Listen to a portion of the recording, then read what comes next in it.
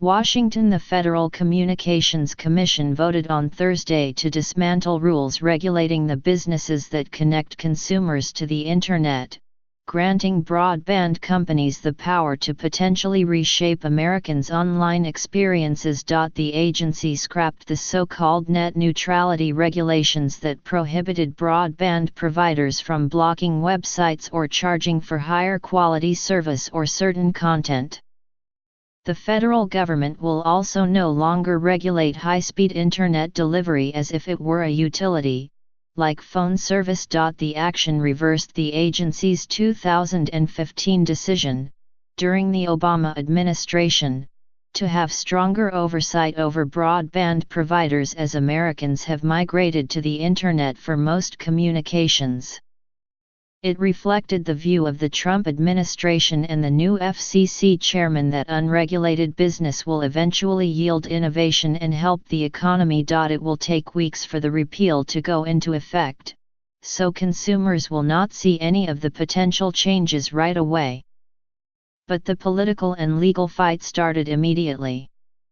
Numerous Democrats on Capitol Hill called for a bill that would re-establish the rules, and several Democratic state attorneys general, including Eric T. Schneiderman of New York, said they would file a suit to stop the change. Several public interest groups including Public Knowledge and the National Hispanic Media Coalition also promised to file a suit.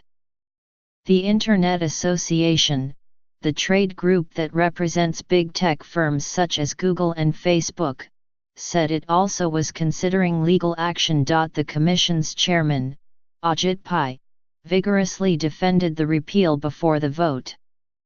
He said the rollback of the rules would eventually benefit consumers because broadband providers like AT&T and Comcast could offer them a wider variety of service options. His two fellow Republican commissioners also supported the change, giving them a 3-2 majority. "We are helping consumers and promoting competition," Mr. Pai said. Broadband providers will have more incentive to build networks, especially to underserved areas. The discarding of the net neutrality regulations is the most significant and controversial action by the FCC under Mr. Pai.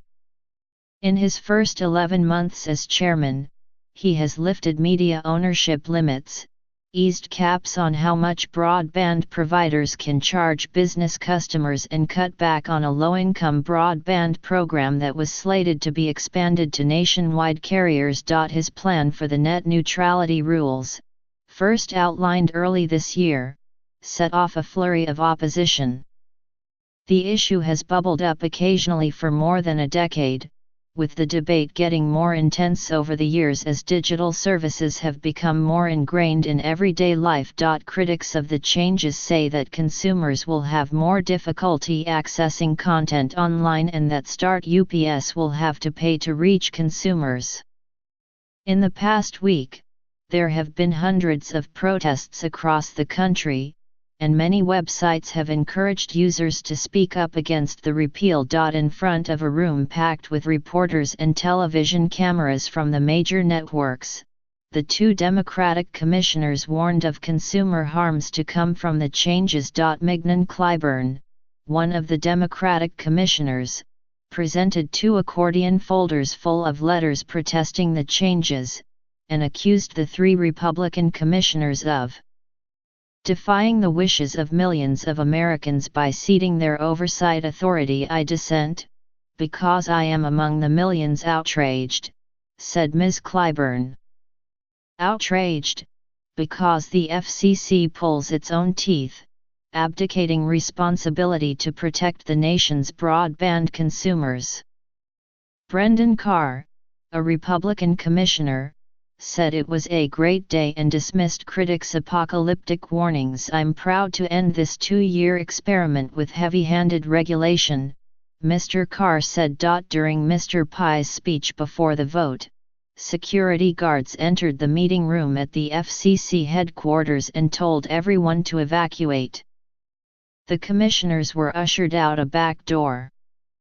The agency did not say what had caused the evacuation. other than Mr. Pai saying it had been done on advice of security.